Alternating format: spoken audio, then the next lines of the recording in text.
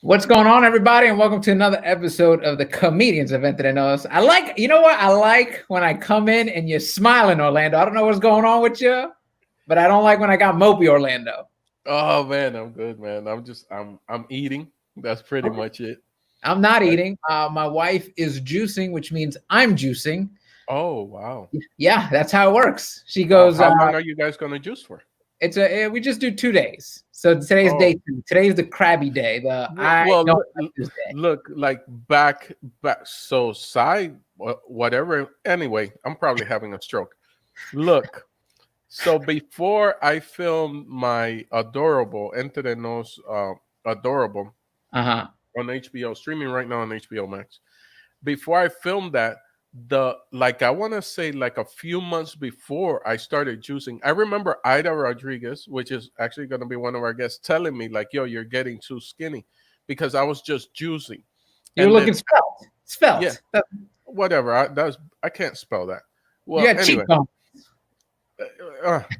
Anyway, so I remember after the taping, I drove to the Morrison with my friends and my wife and whatnot, and I just ordered the whole kids menu for me, like mac and cheese, pizza, little tacos, sliders, the whole. I wasn't able to eat anything. My stomach has shrunk. I'm glad you're excited. Yeah, people are excited. We got a great show today. Yes, we do. Why was this in my notification? I'm not subbed. I don't know, Aurora. Why are you yelling at us? I don't know what's happening. Let's bring in our guests. We got 3 badass people coming in right now. I'm excited to have them. First up, she's got her own podcast every Wednesday on iTunes and YouTube, the @Wow Rude podcast. Give it up for Danielle Perez. Hey. Hi, Danielle. Hey, guys. Good to see you. Wow, welcome to the party, man. I like she comes in, look, quarantine hair, and she's got the makeup done. We need to step it up, bro. We need to step it up. No, there's a lot of shine there. There is a lot of shine. I love what I'm seeing. She came in camera ready. Yeah. Well, I'm not talking about the camera ready. I'm talking about the vibe, the energy. It's like just like the sun is shining through the window off to the side. There's a lot of like positivity. There's everything, dude. Legit flat screen on the wall. Look at that. Is that a wood? Does that door have glass? It does have frosted glass. I see what's going on in the background. Mm-hmm. Oh, that's one of those snake plants that purifies the air around me. Hell yeah! I love what's going on, man. Oh, you could tell Orlando's married because he knew what kind of plant that was. He goes, "That's a snake plant." Orlando watches HGTV. He's dialed in. He's gonna pull out my colors now. My paint. Yeah. We have a great show. Who else do we have, Eric? Also on the show, someone I'm a huge fan of. I follow her on social media, and she's just constantly just bringing the heat. She's on Sci-Fi's The Great Debate this season. Big it up. Danielle, Dani Fernandez, everybody. Hey, you recognize this snake plant back there? You see? Yeah, I saw it. I see it. Wait, did you guys get 2 for 1 at the same time? What's happening? But I have a couple of them, so we got the Dani special, the D special, the double D's. Fantastic. But I'm loving the cushions above all. I have way too many pillows. Yeah, but I love them. They look dope. There's a little vibe to them and stuff like that. The leather couch, a little bit masculine for me, but whatever. It's like, I need soft stuff. I'm a soft. Hey, by the way, we're about to hit the summer. Leather is not good. You stick to it if you nap. It's not good. Look, this couch has had many great memories for me specifically, so I'm gonna keep it. It's like you've been on that couch and received like great news about shows. Yes, that's exactly what has happened on this couch. Oh, nice. Leather couches are perfect for certain things, and I'm just going to hang on to my couch and not spill anything else. Don't break the vibe. And last but not least, she's part of the Entre Nos family. She's a comedy sister to me and to Orlando. She's got her own show called True Serum every Friday, 12 p.m. Pacific time. Ida Rodriguez. What's up? What's up, Ida? What's up, Landy? What's up, Papa? Me and Ida, we talk to each other and we talk about Eric behind his back. Is that what happened? That's what we do these FaceTimes. Me and Orlando and his wife do these FaceTimes, and we just destroy everybody who looks like us. Yeah. Is that what happened? I don't appreciate these conversations happening behind my back. I love Hey, it. by I the love way, it. congratulations, Telephone Eric. time.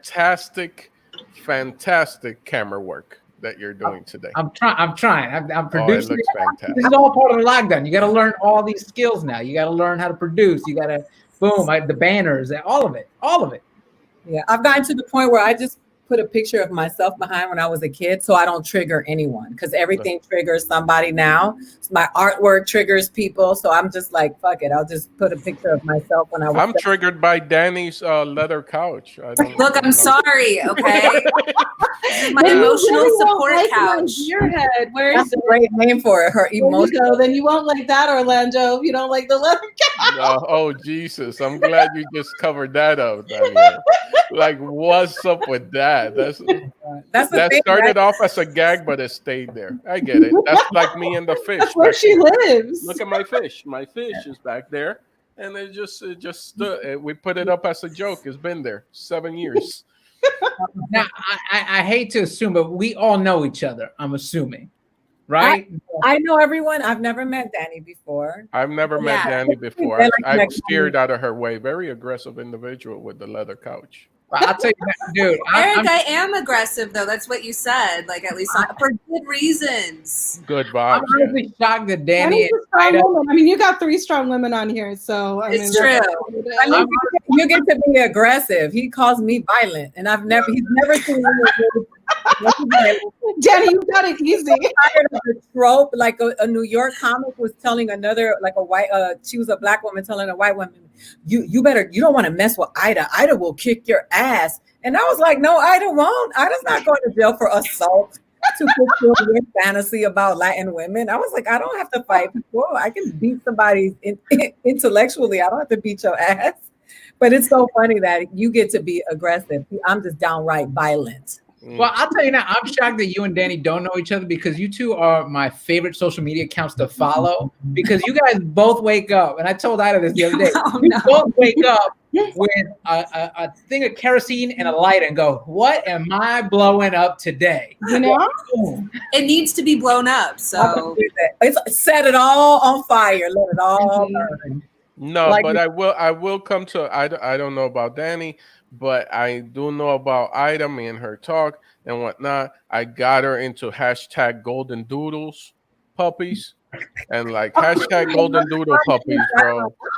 Yo, change your life. Hey, Dani, you want to start your morning off in a hashtag golden doodle puppies. Yeah, he sends me pictures right now of little dogs and it soothes me because I'm like, right after you set the house on fire, you see the dog and you calm down and you're like, oh, let the other house live for today. So what you're saying, I don't know if you saw the Avengers movie when she hulks out, you just come in like, sun's going down, Ida. And you just start stroking, you calm her down, bring her back to Bruce Banner. I'm like, here you go. Here's this golden doodle puppy. Here you go. He's looking at you. And I love golden doodles because I feel like they're my spirit animal, and they make the same dumb faces I make, which is like the face I make to get out of trouble anywhere. Make the golden doodle face. Oh, to get like with my wife, teachers. I don't even think I legit graduated. I think they just passed me along, because it was like, hey, Orlando, what's 2 and 2?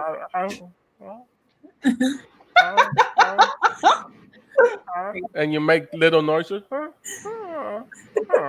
and then that's it. You get through life like that, very easy. That's so funny. Well, I'm excited to You have gotta you hold the golden doodle while you're lighting things on fire. I think, a good balance. You know what I just realized? Everybody was smart and put their handle, and I'm a dumbass and just put Dani. No, I only know that because I did another show that was set up like this, and I was like, I should have had my handle on. Yeah, I'm just Dani for the world. It's like share. You got it. Yeah. Yeah.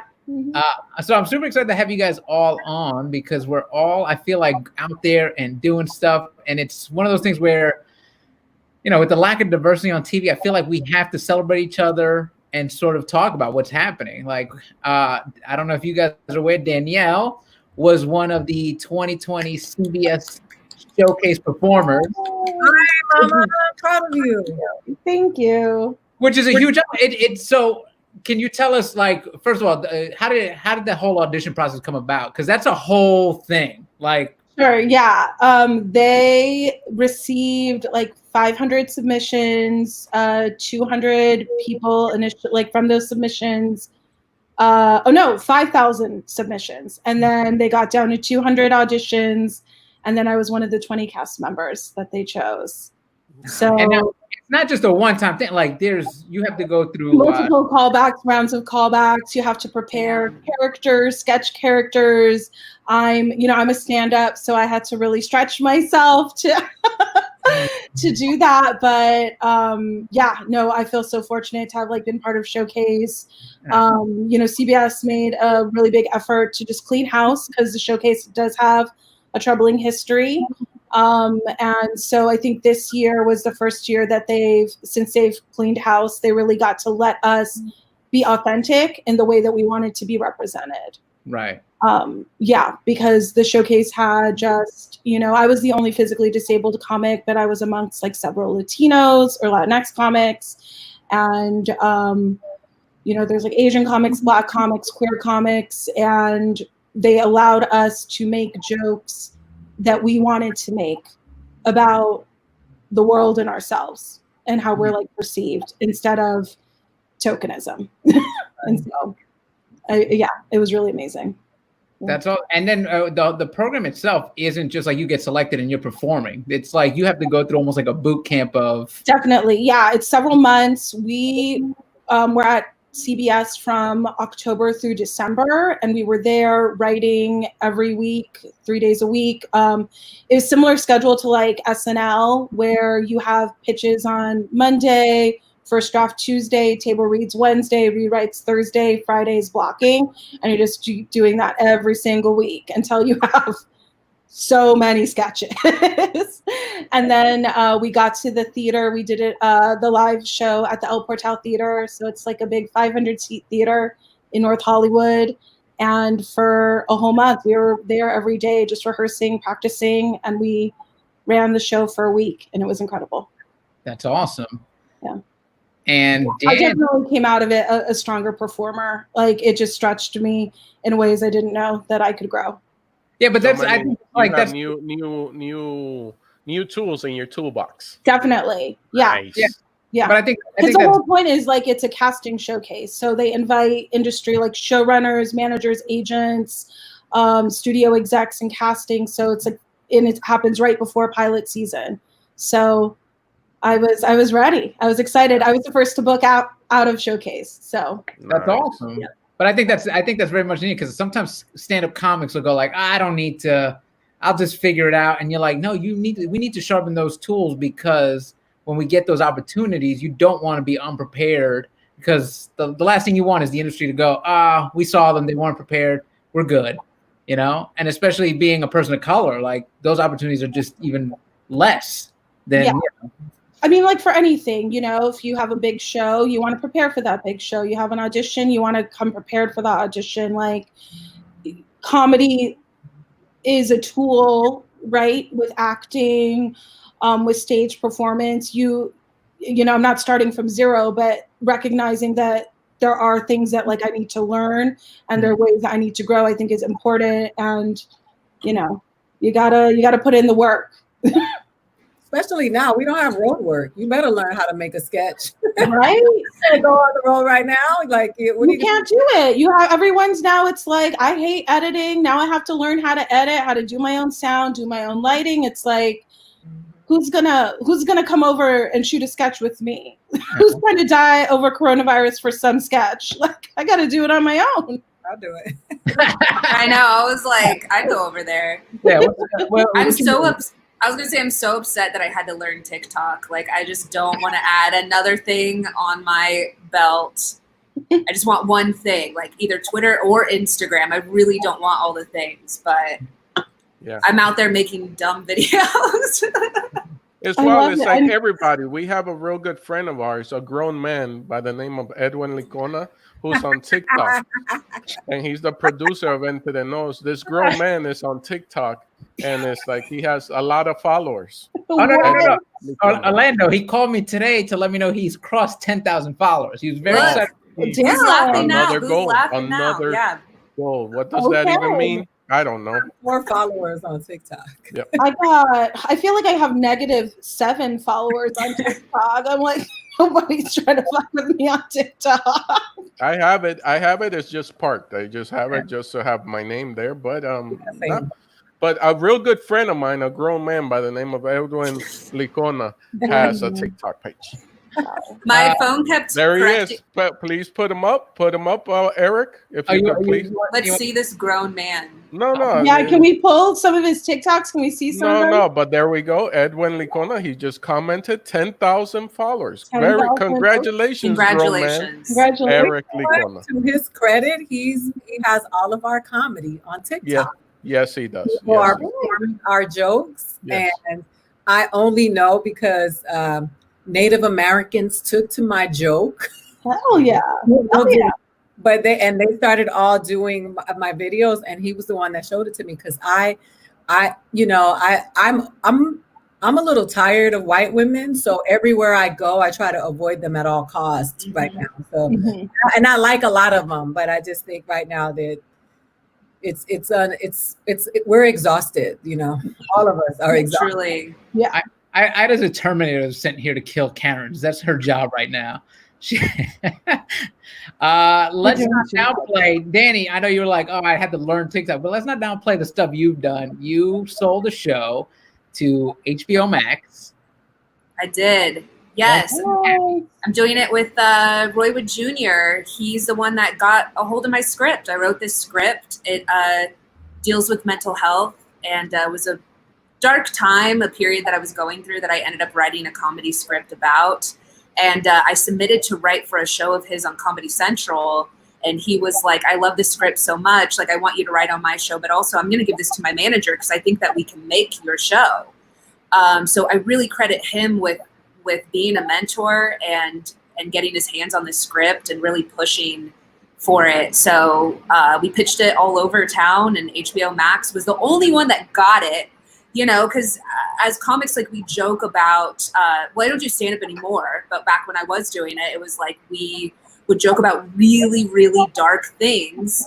And in this, she survives a suicide attempt, which is something that really happened to me in my early 20s. And I joke about it, and I joke about a lot of the mental health things in my life, and I find it a great coping mechanism. I don't think it's therapy, because I think therapy is therapy, as someone that's been in therapy for a really long time. But and HBO Max was the only one that was like, oh, we get what you're trying to do here. They didn't try to change it at all. A lot of the other places where, like, it's too comedic, which I'm like, it deals with suicide. It kind of needs to be, it can't be sad. Nobody that deals with depression wants to watch something that's sad as someone that has depression. So, and then another place was like, it was too dramatic. And so they were the only ones that loved it as is and bought it. That's dope. I will say I love the topic because it is something we don't talk about within the culture, just mental health or health in general. Like, I remember, if you brought up therapy in my family, it was like, how dare you? Like, what? Why would you even? Yeah. You're not crazy. Yeah. You're not crazy. I think too, like, our parents take it personally. Yeah. It's like, how could you be depressed after everything I've given you? Like, that's why, Well, that sounds very different than my growing up, because in my house it was like, tú estás loco, pero tú estás loco, pero tú estás loco. That was like a common thing my mom would say. But that's a confusing thing, because my mom would say that, and then when I would say I'm feeling very depressed, tú no estás loca, we'd be like, wait a minute, I didn't ask me if I was crazy, but yeah, I would do that too. I would be like, oh, I feel very depressed, and my mom would be like, oh, you're not depressed, we're just poor, and then I was just like, oh, okay. Also accurate. That's so funny. It made Dani, when your show got picked up by HBO Max before mine, and it made me happy, right? Like, I was like, finally, like, it's just a Latina driven show, because the Latina driven shows are always, she's a drug dealer, or oh, totally, yeah. She fought for her kids and she got them back, and all of their fathers are fighting for them. Like, it's always something like that. So it was just, It made me happy, inspired, and it makes me happy when I see my people win. I was gonna say they're really, Gloria is now directing a movie over there, and it's just like a lot of us, I feel like they're actually letting us make the art that we want to make. Like I said, they didn't change my script at all. So, and also that they looked at more projects, as opposed to some places will be like, we already got a Latina project. Yeah, we got one, and we're good with that. Yeah, it gets old. Well, that was the reason I want to have you guys all on, because we have been in those rooms and we've heard those things. And I think sometimes we get frustrated when things aren't going our way, or we've had those meetings where they go, "Oh, we already got one, we're good." Like I legit sat in an agent's office one time and pitched my whole thing, and he was like, "I already got one of you," and I was like, "What?" And it was because he had a Latin comic on his roster, and it was just like, I can't. What am I gonna do with two? You guys, as if we don't have a spectrum. You know what's funny though? It's just, I don't know. Divide and conquer is real, and with Latinos even more so, because we have so many Black people have solidarity in their skin tone, and even though we have Black people with Latinidad, like the nationalist, the nationalist movement is really harmful to us, because when you have Nicaragua and Costa Rica in a battle, and then you have Panama and Colombia in a battle, and the Dominican Republic and the Puerto Ricans, we have so many layers. And the truth is, we should be fighting for a spectrum for all of our stories to be told, because we're not a monolith, and we need to be able to know that, Danielle's story is so specific. She's physically disabled and she's Afro-Latina. There's so much intersectionality there that story is so specific. And she won a treadmill on The Price is Right. She won a treadmill on The Price is Right. But her intersectionality of that treadmill. Yo, you don't know how much I celebrate that moment. Because I was on I love The Price is Right. I've camped out at The Price is Right. I've done double tapings to get picked, and I haven't gotten picked. But my dude, when you won that treadmill, I don't care how you won it, how you got there, I celebrated that. Yo, yo tiré agua bendita. I was like, oh, gloria a Dios. Yo, I was so hyped, dude. So hyped. It makes me so happy, though. But, the thing is, like, they want us to write stories that are relatable to everybody. But white people get to tell stories where you peer into their unique worlds, right? Yeah. And all of us, like the thing about us is, like, some of us have stories where we're people who happen to be Latinos. There's some of us who celebrate our Latinidad within our stories. We got to watch Shrill. We get to see a body positive woman that has an abortion on her pilot. But for us, like those are issues that they don't want us to tackle, because they just have them exclusively for white women, mental health and those kinds of things. And it's time to break down those barriers. It's exhausting. We have the same issues on top of dealing with issues of race, and we want and ethnicity. So we should be able to tell all the stories. Yeah. Well, that's why I'm excited when I saw, Ida sell her show. I saw Dani sell her show. It comes from a distinct voice, and it, like you were saying before, like a lot of times the networks don't understand those stories unless it's so crazy mom with the accent, she lives down in the band, she's gonna come up and salsa dance and do this and do that. And it's like, we have all these stories, like you're saying, and it's time for us to start telling them and be given that shot to actually show those stories, show those sides. Like, not everyone is has a border crossing story. Not everyone lives in the body. Like, we come from all walks of life. Yeah. But and I just want to make sure that I say that there's nothing wrong with having that mama that dance salsa. Oh no, there's not. But what I'm saying is all networks, they know the story, because when they tell it, they make that mama a caricature. But then when you see Susan Sarandon dancing to her favorite song, you're like, oh, such a tender moment. We get to see her being a human being. But then when it's my mom, she's got to be, they got to play La Cucaracha behind her. And it's like, that's not, why can't we have a tender moment within our culture? Dancing salsa and merengue is beautiful. It's part of who we are, So I'm angry. Yeah, I'm happy. I'm not angry, and I'm excited.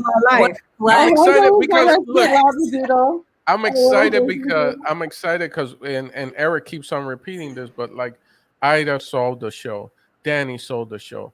Danielle made it through one of. I'm not even going to tell you how I feel about what you made it through, but you made it through that gauntlet. That's nothing to. That's such an amazing thing that you've accomplished over there with CBS. Erik just sold his show to Amazon.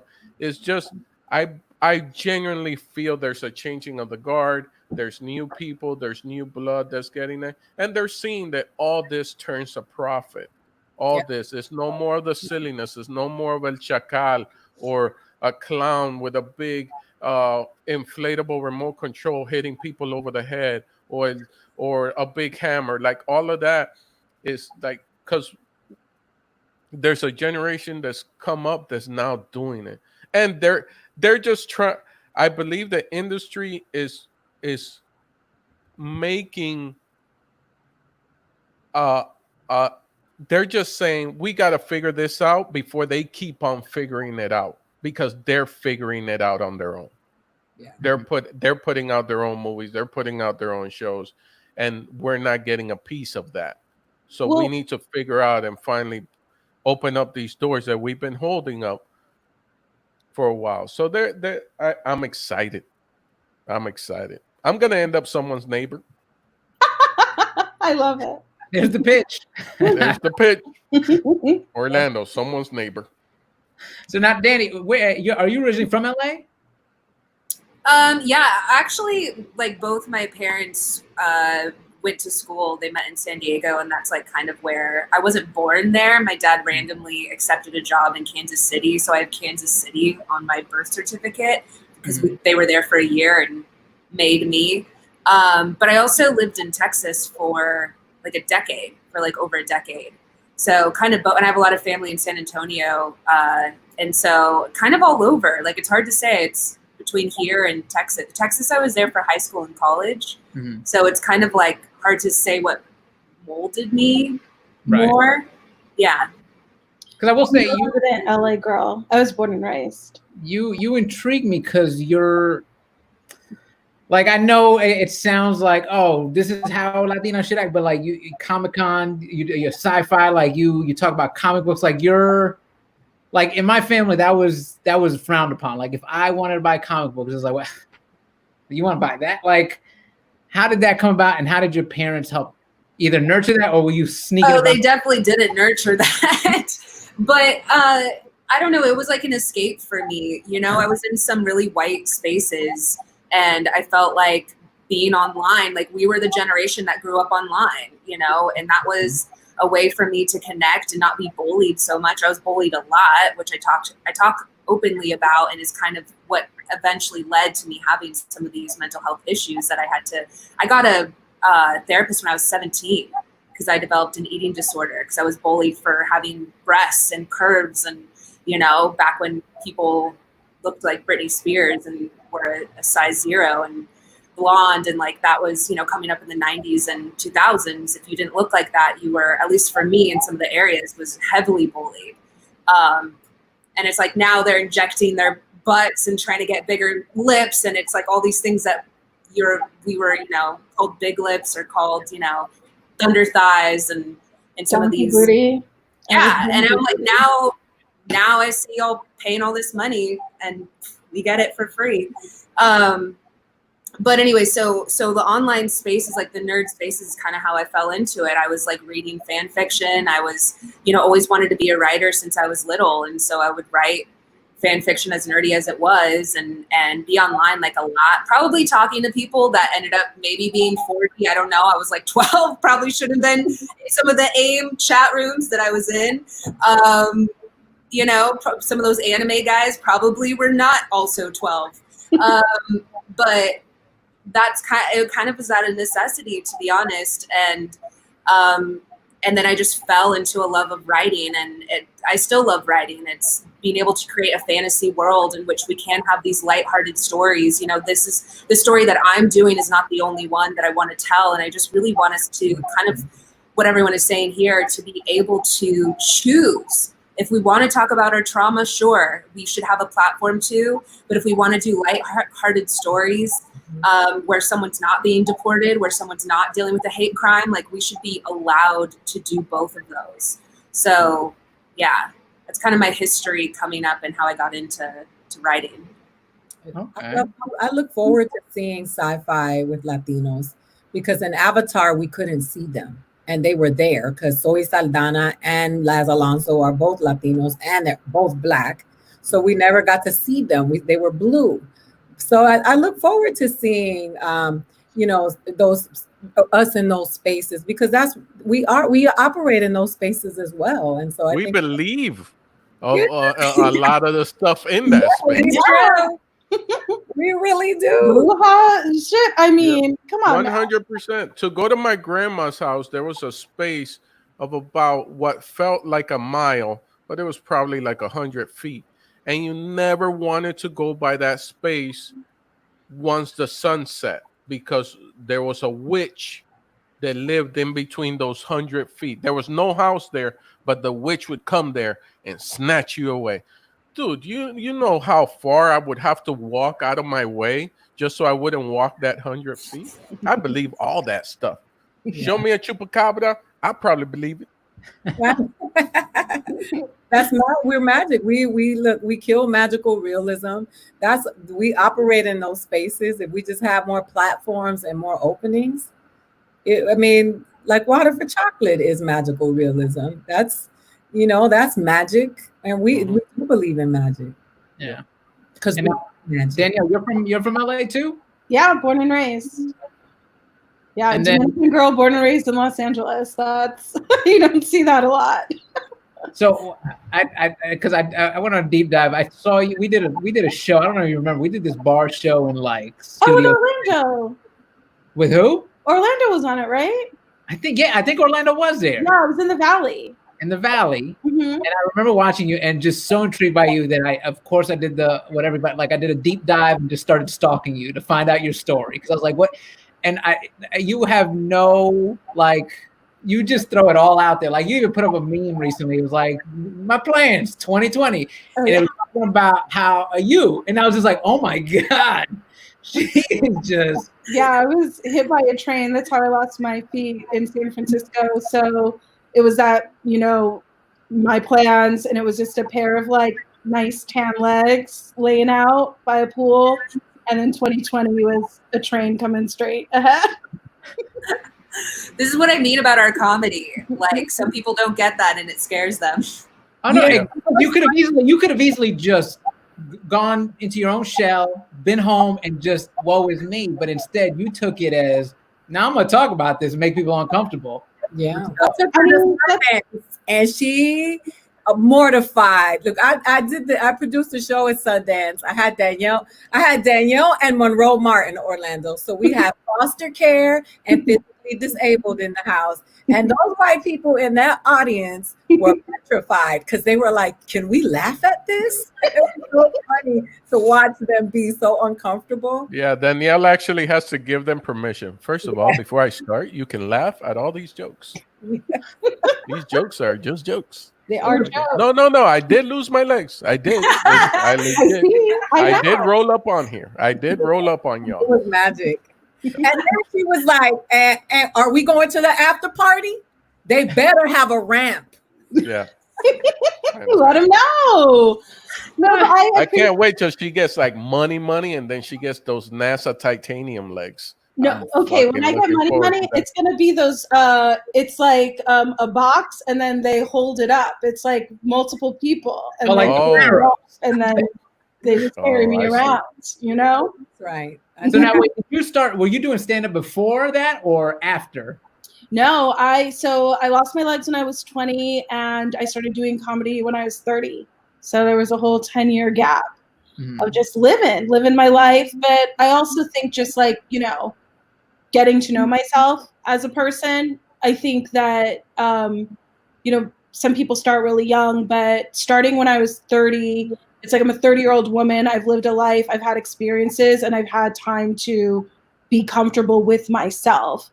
Mm-hmm. So now that I'm in these spaces that are new to me, a bunch of straight white men who is just not my normal hang, that's not my friend group, I can come in and be okay being me and not be intimidated by being the only disabled person in a room, one of very few women, usually the only Latina woman. Yeah, that's beautiful. That's the wonderful thing about, I guess, all of us with stand up.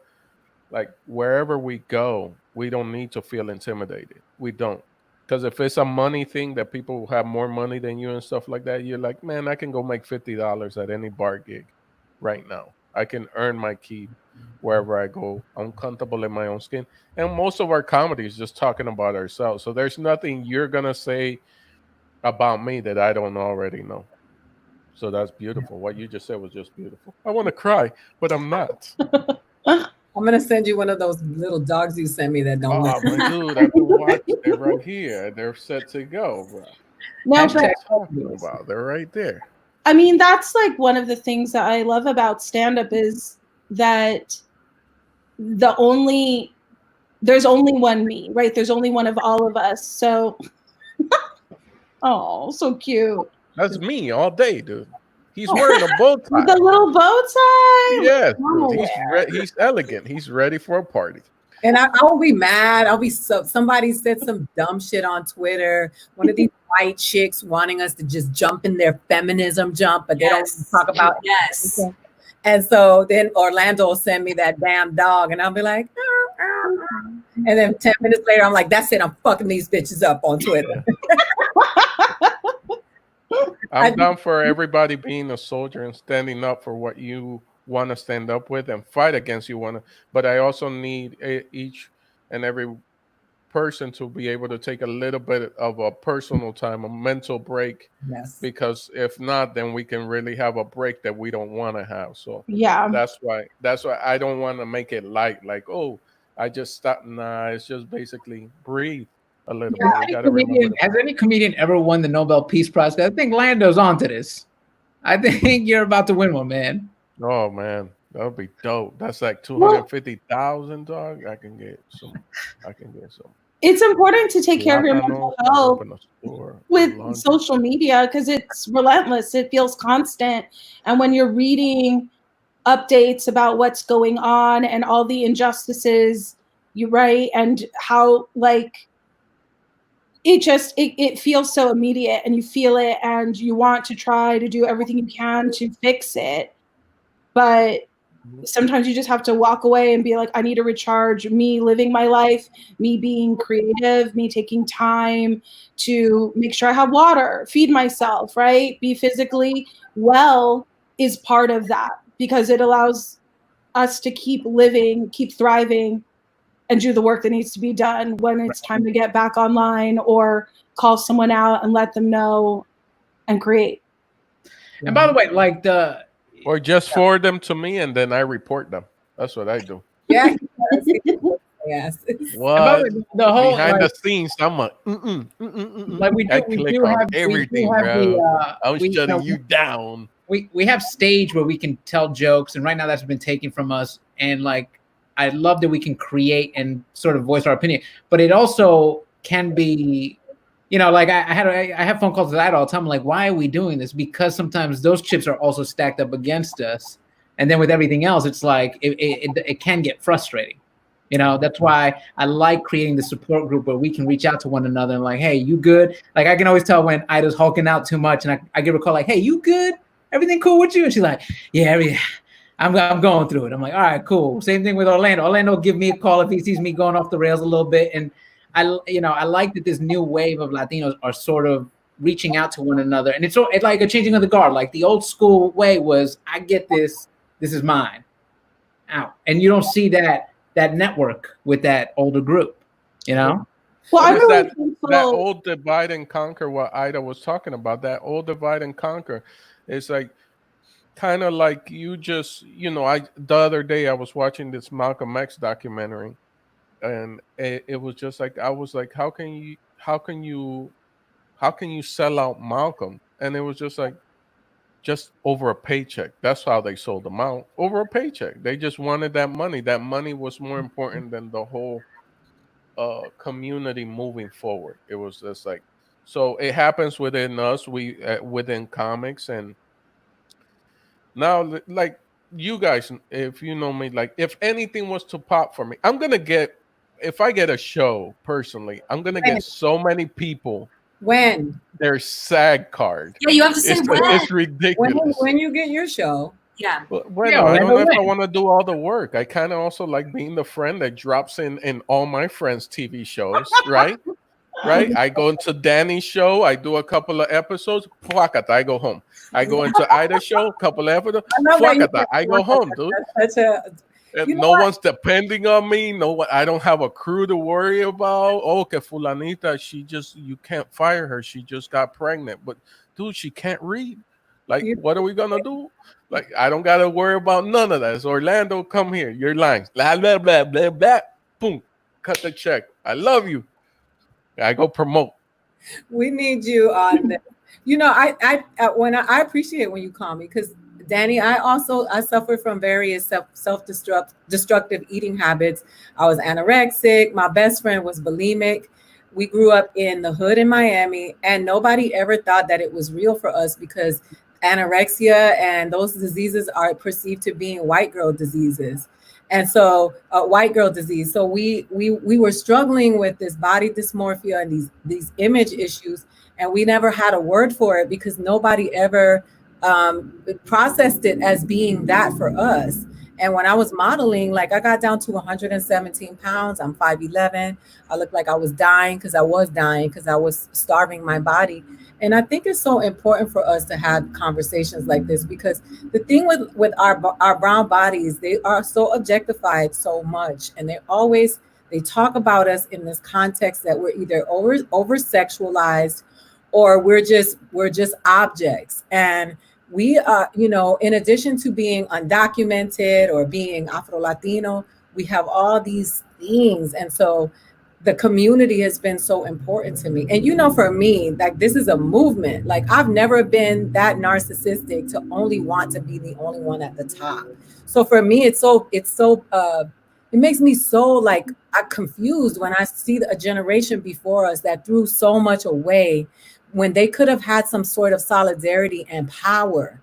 And so I am, I'm not 20, but I love the Gen Z kids, because they're not taking this bullshit from anybody that our parents were programmed to have to digest and accept. And so I need a community. I need you guys to win, because when you win, I win. Whether my show goes or not, I still win, because there's an image of someone who looks like me on television that doesn't make me feel like I got to go throw up my dinner. Yeah. Ida Rodriguez, 2020, everybody. She's running for office. No. No. It would kill me. That's why I'm so thankful for, especially with stand-up comedy, starting in Los Angeles. It's crazy that so often I am the only Latinx person on a lineup, straight up. It's like, do we know what the population of Los Angeles is? Is a lot of Latinos. Oh, yeah. And it's ridiculous that in comedy in LA, I'm so often the only Latinx person. And when you are the only one, it doesn't allow for that community. We're not allowed to spend time together, to exchange information, to have that fraternity where they keep us separate on purpose so that we're all fighting for that one spot. And I'm really thankful to shows in Los Angeles like Spanish Aquí Presents, which is an all Latinx improv group. And then they bring in stand-ups, they bring in musicians, they bring in all kinds of entertainers like that are Latinx to build community. The Latino vote, it's all Latinx comics coming together, like, but having that time together where we can just connect, have fun, be on stage, have a shared language. You know what I mean? Like that, finding that community and just keeping those relationships, I think, is so important, because we like Ida said, it's like we rise together. It's not about one of us succeeding, it's about all of us succeeding. Yeah, I wanted to just go ahead. No, go ahead. I was going to say also from me just being in writers' rooms, it's like it's exhausting, because not only are we living with racism, but we're brought in there to speak on specific characters. And when we do, we get pushback to me, it almost feels like gaslighting to not only am I sharing this very vulnerable experience so you can make this character authentic, but people in the writer's room will tell me like, that doesn't really happen. And it's just so frustrating. If there were more of us in there, then we wouldn't have to fight constantly. And you wouldn't have some of these stereotypical roles that continue. And like we said, it's not that you can't have a certain role. It's just, why are they only allowing us to tell that role? Because they like it.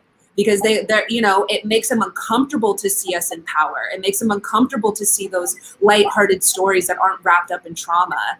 To them, it's more digestible, I feel, to see us in pain. And yeah, it's just, it is everywhere in our industry. It's every aspect of our industry.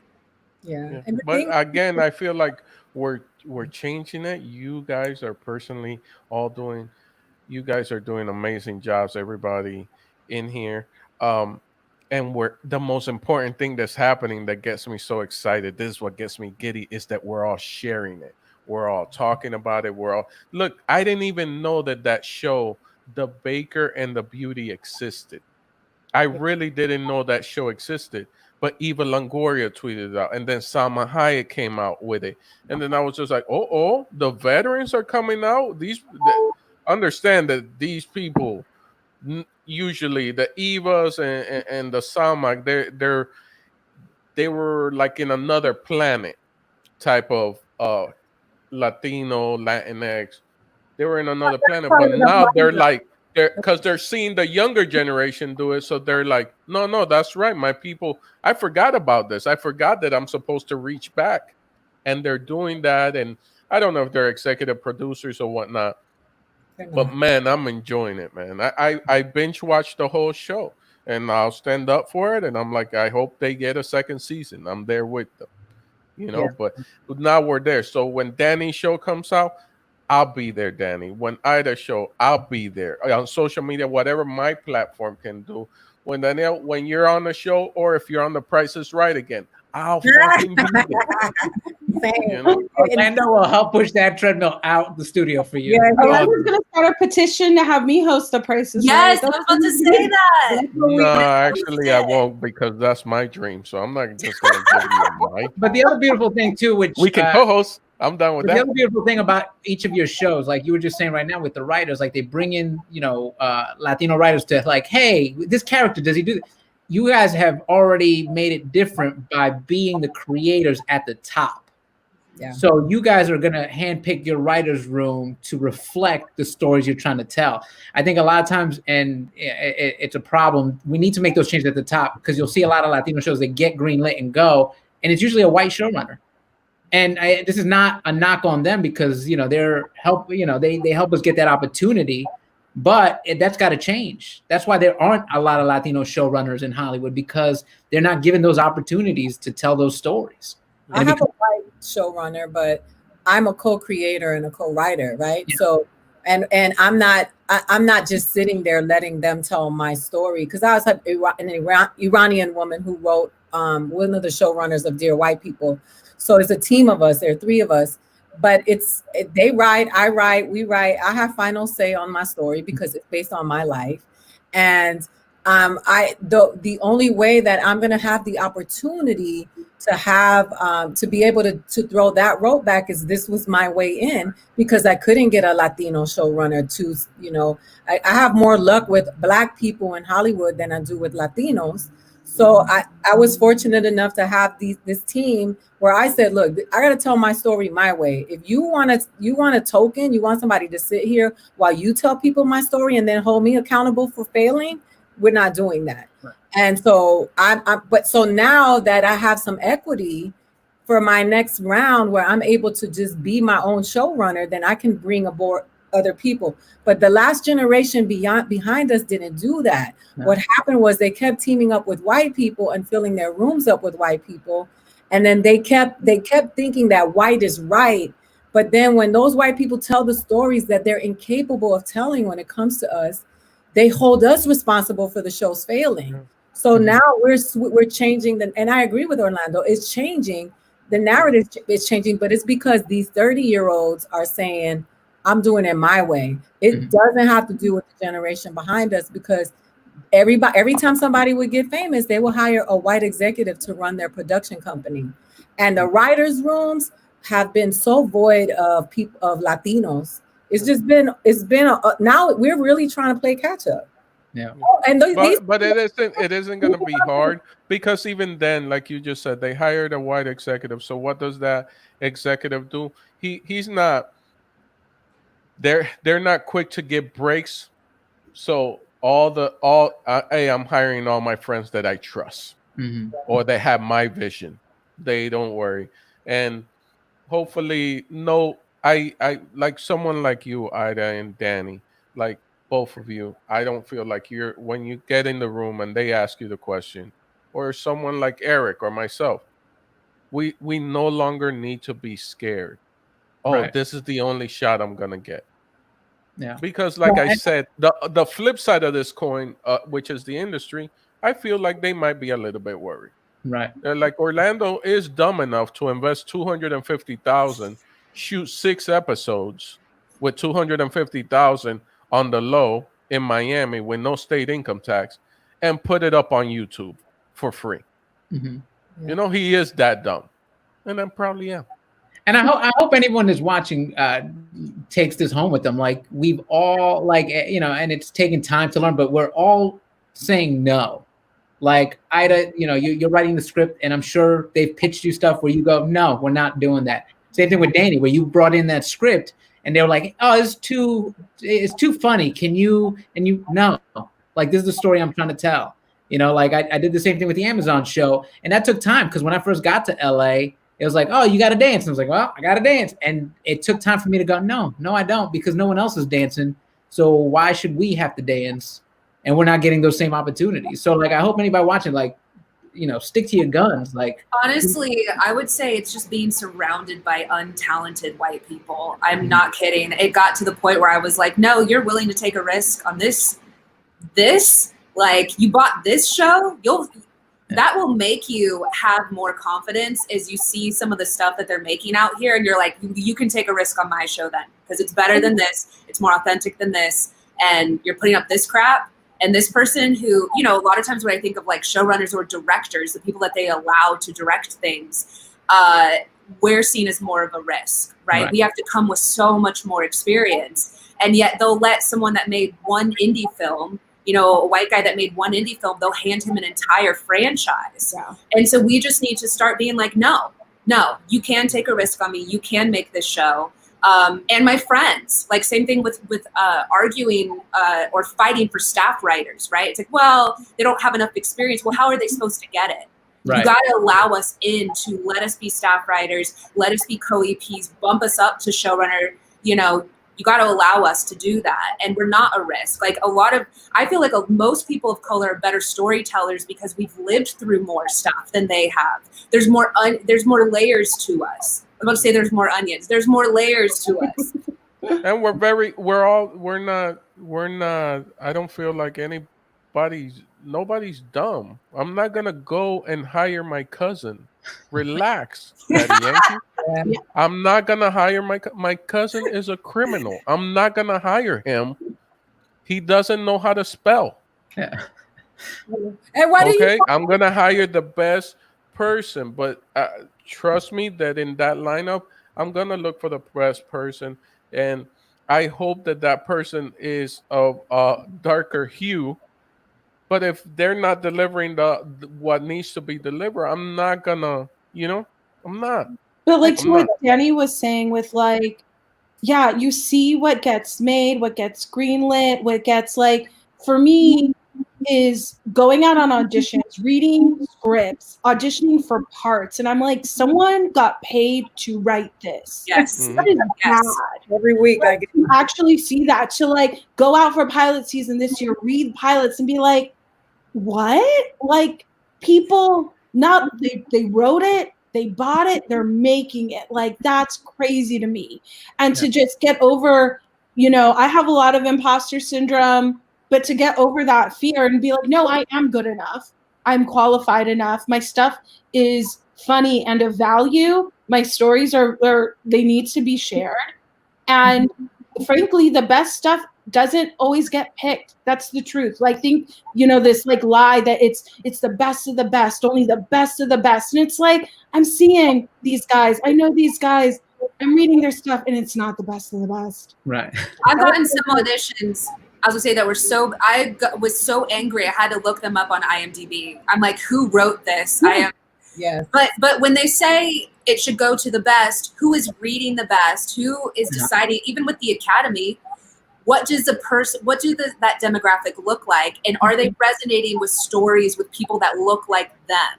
Yes. And that's how they're deciding that it's the best, because they feel more connected to it than they do to our stories. So I just want to change that narrative. Right. Instead of who's the best in the room.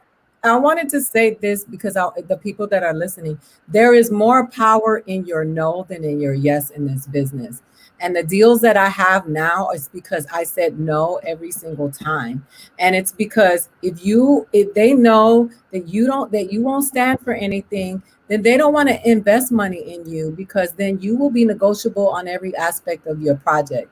So it's okay I used to think I didn't have the right to turn down auditions.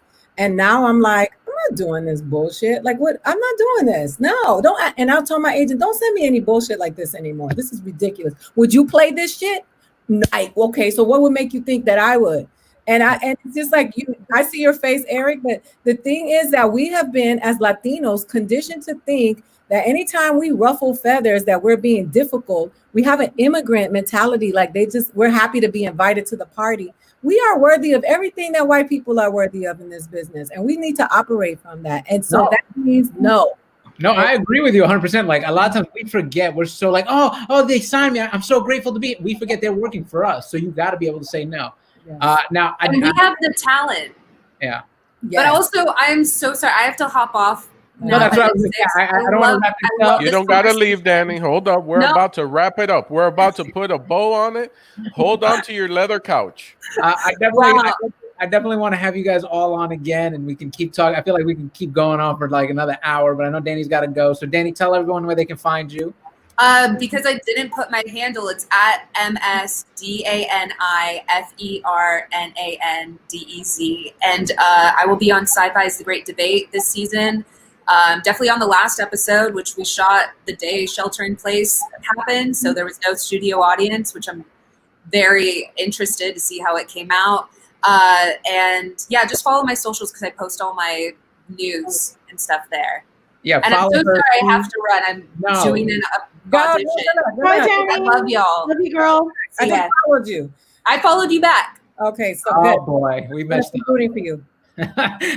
She had one of the best quotes. I was talking to somebody and they were like, "Oh, I went to this thing and it was a conference and this girl was like, oh, have the confidence of a mediocre white man." And I was like, wait, who said that? And they were like, Dani Fernandez. I was like, of course she did.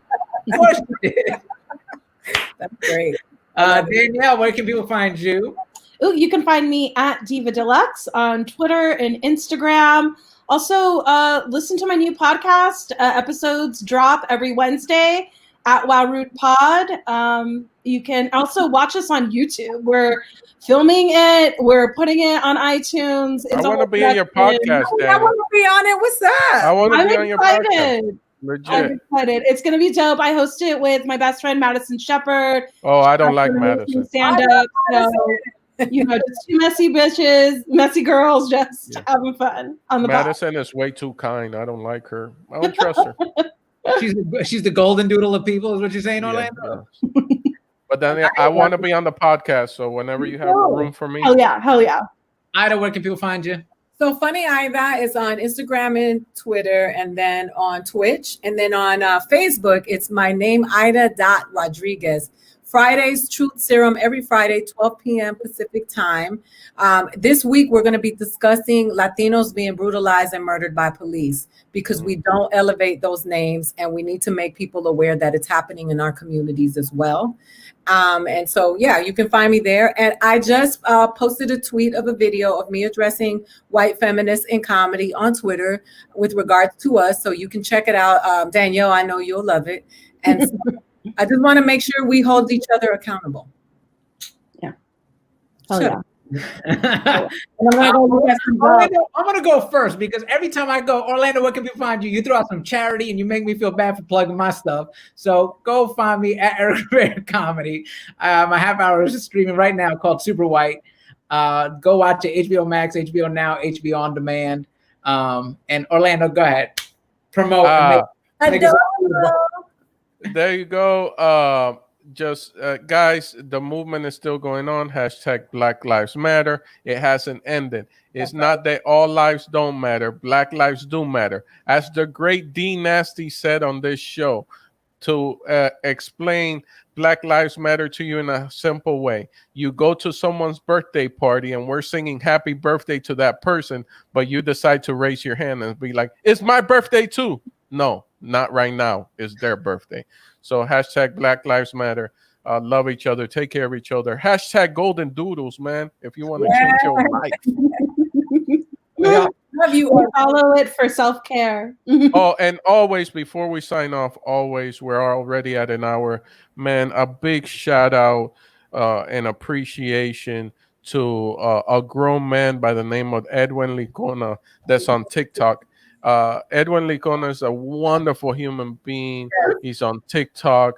He's representing us. Yes, he produces this show. He helped produce all the Entre Nos. And we have a new Entre Nos video added to the family, which is Entre Nos. The Winners is streaming right now on HBO Max. Yes, Mark Vera, right? Yeah, Mark Vera and Alex Carvajal. All right, guys. Thank you guys for tuning in. Thank you guys for joining us.